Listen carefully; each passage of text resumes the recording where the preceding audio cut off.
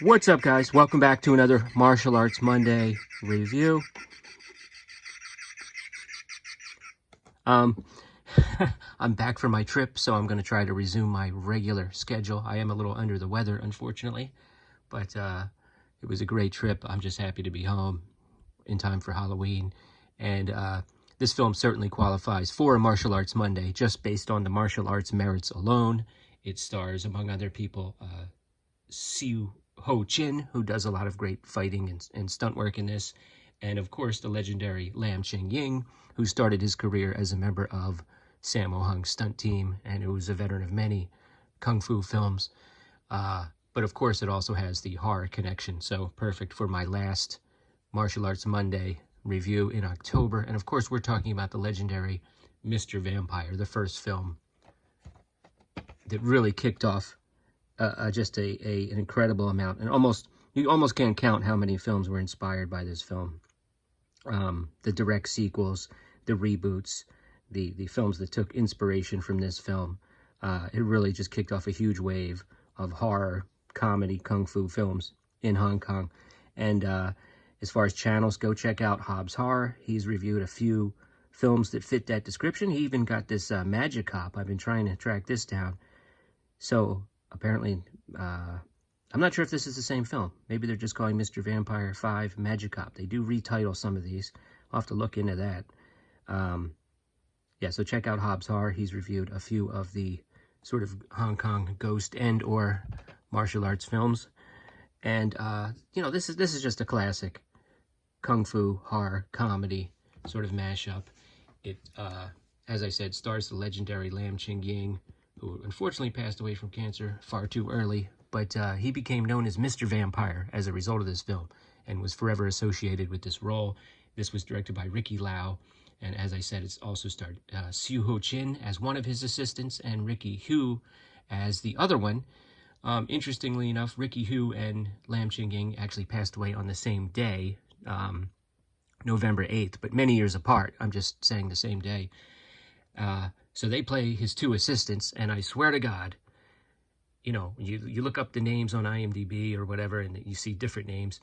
As far as this, I watched this in Cantonese. The subtitle said that the one guy's name was Dan, and the other guy's name was Harry, which is my son's name. And by the way, the dim-witted one's name was Dan. So that's great, right? But, yeah, they basically play the assistants to this Taoist priest who sort of keeps the... you know, who keeps the balance between the living and the dead in order, and he's tasked with reburying a well-known town elder, but that goes awry, and that guy's corpse resurrects itself and starts to attack the village. There's also another Taoist priest in the beginning who's escorting some vampires to their final resting place, and this film does a great job of explaining all of the rules that go with these hopping vampires. You know, you have to bless these pieces of paper and attach it to their forehead, and there's some funny scenes. Lots of great sight gags in this. If you're a fan of the Three Stooges, you're going to love this, okay? You know, they're breathing. The one guy breathes, like, really hard. Like, he breathes a sigh of relief, and he blows off the paper off the one guy's head, and he comes alive again. Things like that. And if you freeze them, and when they're, like, choking you, they're going to keep choking you, so then you got to unfreeze them so they stop choking you, and then freeze them again. All kinds of great sight gags. It's just, these vampires really lend themselves very well to the, you know, the comedy setups. And you know, essentially that's pretty much the whole plot. There's also a young lady in town who I believe is the daughter of the man whose relative is being dug up and reburied, who's very attractive. Now she's played by Moon Lee, and if there's any one actress on the channel that I haven't discussed, that I've been waiting to discuss as far as Martial Arts Monday goes, it's Moon Lee. This was a breakout role for her.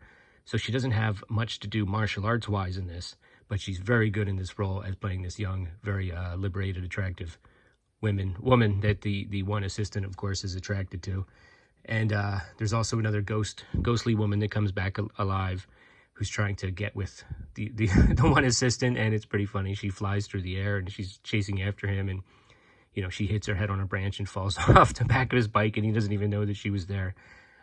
You know, I'm not really going to go into the plot too much. It's just pure chaos. But my criticism of Shaolin versus the Evil Dad, which came after this, which was one of the many films inspired by this film, was there didn't seem to be a central villain. Well, you have that in this film, and this is a much more sort of even-handed, and it's a better production overall, but it's just a better story, better, well-executed film of this type.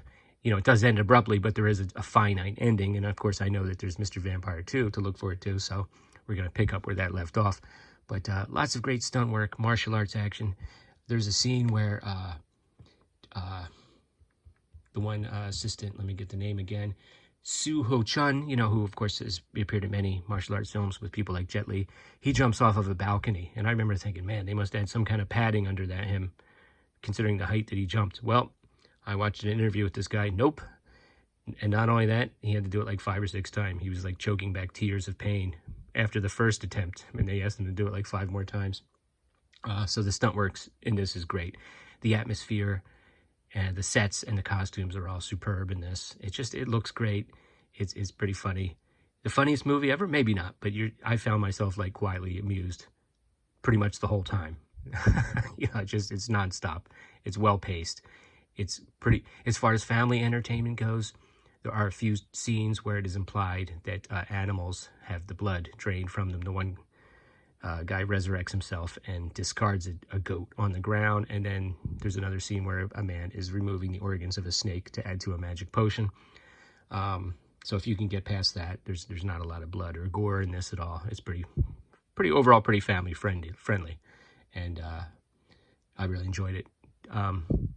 What are your thoughts? Let me know in the comments below if you've seen any of the Mr. Vampire films, and come back next month for another martial arts Monday. Yeah, I actually meant to say next week, but it will be next month. And by the way, here's a sneak peek. We're going to do a lot of Norris November next month, okay? All right, let me know in the comments below what your thoughts are about this film, and thanks a lot. Later.